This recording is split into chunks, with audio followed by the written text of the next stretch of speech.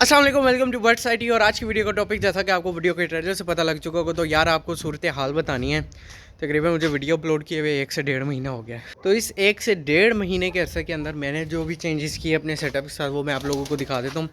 लेकिन चेंजेस से पहले मैं आप लोगों को ये बताना चाहता हूँ कि मेरी जो लास्ट वीडियो मैंने अपलोड की थी वो थी शराजी पिजन्स के ऊपर, फैंसी पिजन्स की मार्केटिंग के ऊपर, और किस तरीके से आप इसका जो है ना वो कारोबार कर सकते हैं। कारोबार के ऊपर भी मैंने बताई थी। लेकिन उस दौरान के अंदर बहुत सारे ऑर्डर्स मेरे पास आए और तकरीबन मैं 1 लाख रुपए के शराजी पिजन जो है वो अब तक सेल कर चुका हूँ। लेकिन ड्रॉबैक क्या है? ड्रॉबैक ये है कि 2 महीने के अंदर, तकरीबन 2 महीने के अंदर मैंने 1 लाख रुपए के शराजी पिजन सेल किए हैं। उसके अंदर से मेरा कितना प्रॉफिट बना है वो है 8,000 से 10,000। और ये वीडियो बनाने का मकसद भी जो है ना वो आज यही है कि मैं आप लोगों को जो है ना वो सूरत हाल बता सकूं कि 1 लाख रुपए के सेल करने के बावजूद मेरे पास जो प्रॉफिट है वो सिर्फ ये 7-8 हज़ार रुपये ही क्यों बने, जो कि तकरीबन 15,000 बनना चाहिए था, लेकिन उसके हाफ़ हो चुका है। वो इस वजह से हो चुका है कि बहुत सारे लोगों को मैंने शराजी पिजन्स के बारे में बताया कि मैं आपके लेके दूंगा इतने के, लेकिन जैसे ही लोग मुझसे रब्ता करते हैं तो वो अपनी स्पेसिफिकेशन जो है ना उसके साथ बताना शुरू कर देते हैं कि उसके पाँव पे पामोज़ हों, उसके पर सफ़ेद ना हो, उसका पोटा ऐसा हो, उसका बाल ऐसे हों। तो बड़े भाई, एक चीज़ मैं आप लोगों को बताना चाहता हूँ, जिसने भी मुझसे शराजी पिजन्स लिए हैं और जो आगे लेना चाहेगा, शराजी पिजन्स की जो भी स्पेसिफिकेशंस होती हैं वो आप लोगों को नहीं पता होती। क्योंकि कुछ लोग मुझे कह रहे होते हैं कि मुझे जर्द कबूतर नहीं, शराजियों के अंदर जर्द कलर नहीं चाहिए, कुछ कह रहे होते हैं मुझे रेड कलर नहीं चाहिए।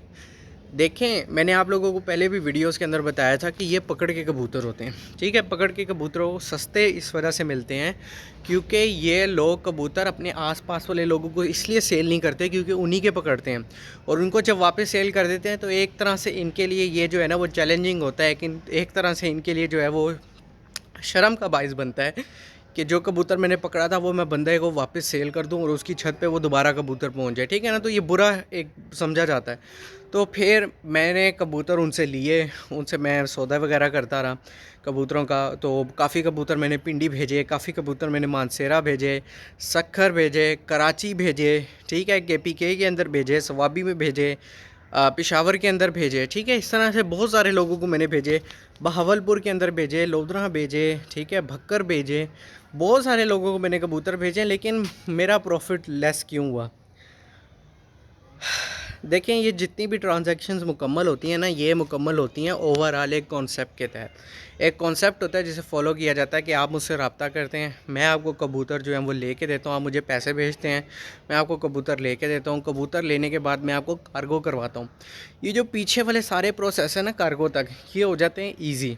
इनके लिए थोड़ा सा टाइम लगता है लेकिन ये हो जाते हैं ईजी। इसके अंदर मेरे पैसे जो हैं वो प्रॉफिट जो है वो ईज़िली बन जाते हैं। ठीक है, जैसे फॉर एग्ज़ाम्पल अगर मैं एक बार आपको 1,000 रुपये का दे रहा हूँ तो उसके अंदर मुझे 100 रुपये, 150 रुपये या 200 रुपये, बहुत ज़्यादा अगर मैं आपको बताऊँ तो 200 रुपये तक मुझे बच रहा होता है। ठीक है, लेकिन आप लोगों को मैंने कहना क्या चाहता हूँ, कहना ये चाहता हूँ कि जैसे ही मैं कार्गो करवाता हूँ, कार्गो की सर्विस पाकिस्तान के अंदर इतनी बुरी है कि मैं अगर किसी कोरियर कंपनी के पास जाता हूँ और कोरियर कंपनी को ये कहता हूँ कि सर मेरे कबूतर आप सेंड कर दें इस जगह पर, तो वो इसकी हामी नहीं भरते कि हम आपसे जो है ना ज़िंदा चीज़ लेंगे और उसको सही सलामत पहुंचा सकेंगे। एक चीज़ मैं आप लोगों को बताना चाहता हूँ यहीं पे कि मैं चाइना के अंदर मौजूद था और चाइना के अंदर मैंने बीसियों दफ़ा अपने जो है वो जानवरों को एक्सपोर्ट किया है चाइना के अंदर ही, एक शहर से दूसरे शहर। लेकिन कभी ये सूरत हाल नहीं पैदा हुई। तकरीबन 10-15 दफ़ा मैंने किया होगा, लेकिन ये है कि 10-15 के अंदर सिर्फ एक वाक़या पेश आया था कि उसके अंदर भी ये हुआ था कि छुट्टियां आ गई थी। छुट्टियों की वजह से वो जो कार्गो था वो दरमियान में कहीं रुक गया, तो खाने और पानी की कमी की वजह से वो परिंदे कुछ मर गए। लेकिन उसके अलावा कोई भी ऐसा वाक़या पेश नहीं आया। लेकिन पाकिस्तान के अंदर कोई भी कोरियर कंपनी जो है वो आपसे ये हिसाब किताब ये आपका पकड़ती ही नहीं है कि वो लाइव बर्ड जो है आपकी एक जगह से दूसरी जगह मुंतकिल करे। तो उसके लिए क्या करना पड़ता है, बसों वालों से रब्ता करना पड़ता है। और बसों वाले इतने अनप्रोफेशनल हैं, इतने अनप्रोफेशनल हैं कि मैं यहाँ पे एक वीडियो आपके साथ अपलोड कर दूँगा। ठीक है, आपको दिखेगा कि उस डब्बे के अंदर कितना खून है। ठीक है, मैंने कुछ कबूतर एक बंदे को भेजे यहाँ से पिंडी, और मैंने रात को उसके पास गया, उससे रब्ता किया, उससे बात की, 800 रुपये में मैंने कार्गो डन करवाया। सुबह जब उस बंदे के पास पहुंचा, एक तो वो डब्बा साइड से किसी चूहे ने खाया हुआ था, कबूतर को ज़ख्मी किया हुआ था और पूरा डब्बा खूनम खून हुआ हुआ था। और वो बंदा, आप मुझे यकीन करें कि एक शख्स को जिसको मैंने कबूतर भेजे हैं और कबूतर मेहनत के बाद पैसे कमाए हैं। 4,000 रुपये के कबूतर सेल किए, उसमें से मुझे 500 रुपये का प्रॉफिट हुआ। 500 रुपये मैंने अपनी जेब में रखे, वो अब उस बंदे को मैंने आके दिए कार्गो के लिए। और कार्गो जब उसके पास पहुंचा, और एक तो पहली बात, उस बंदे ने 800 के बजाय उससे 1500 मांगना शुरू कर दिया। और 1500 के बाद उसने क्या किया, उससे 1000 रुपये में दे के वो कबूतर दिए। और कबूतरों का हाल ये था कि उसके अंदर से तकरीबन 100 के 100% कबूतरों के ऊपर खून लगा हुआ था।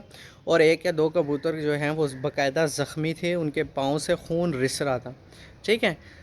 और फिर जब वो बंदा मुझसे रब्ता करेगा, ठीक है, जिस बंदे को ये कार्गो पहुंचा होगा, तो वो मुझसे किस सूरत हाल के अंदर रब्ता करेगा, मुझसे मेरी मतलब किस वो सिचुएशन क्या समझेगा कि मैं कोई अच्छा बंदा हूँ, मैंने उसको अच्छी चीज़ भेजी है, या वो मेरे साथ ट्रस्ट बिल्कुल भी नहीं करेगा, मुझे ऐसे परसीव करेगा कि मैं जो हूँ वो धोखेबाज हूँ और मैं लोगों को गलत चीज़ें भेजता हूँ, ठीक है।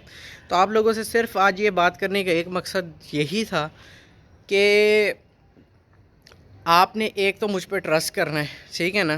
ट्रस्ट का प्रोसेस ये होता है कि मैं आपको जो चीज़ लेके दे रहा हूँ, आपको दिखा के ले रहा हूँ, अच्छा ये ले रहा हूँ, मैं ये ले रहा हूँ, मैं ये ले रहा हूँ, मैं ये ले रहा हूँ, तो आपने मेरा थोड़ा सा ट्रस्ट करना है। दूसरे नंबर पे आपने मेरे साथ क्या करना है, दूसरे नंबर पे आपने ये करना है कि कार्गो का जो प्रोसेस है ना, वो कोशिश करें कि आप जिस शहर में रहते हैं, आप वहाँ से पूछ लें कि यार मुल्तान से बस कितने टाइम पे वहाँ से निकलती है और यहाँ पर आती है, और आप उसको अपनी जो है वो तसल्ली के अंदर लें। जब आप उसको अपनी तसल्ली में ले लेंगे, आप ओके करेंगे यहाँ से, तो तभी मैं यहाँ से फिर आपको कबूतर भेज पाऊँगा और तभी हमारे दरमियान डील डन हो पाएगी। तो अब बहुत लोगों को मैंने जो है वो पैसे वापस भेजे हैं जब उनका कार्गो जो है वो ख़राब किया, ठीक है। पैसे भेजने के बाद तो मेरा प्रॉफिट जो था वो भी आधा रह गया। तो आप ये समझें कि मैंने 2 महीने लगातार मेहनत करने के बाद, कबूतर जाके छानने के बाद, लेने के लिए बाद, ठीक है, लोगों को भी अनसेटिस्फाइड रहे वो, और मेरे कबूतर भी जो हैं वो अच्छे से सेल नहीं हुए, ठीक है, और मेरा प्रॉफिट भी ये। तो 2 महीनों की कमाई मेरी 7 से 8 हज़ार रुपये बनी, ठीक है। तो उम्मीद करता हूँ कि आप लोगों को समझ में आ गई होगी मैं क्या कहने की कोशिश कर रहा हूँ। तो इसी के साथ वीडियो का इख्तिताम हुआ चाहता, मुझे अपनी दुआ में ज़रूर याद रखिएगा। अल्लाह हाफिज़, फ़ी अमानिल्लाह।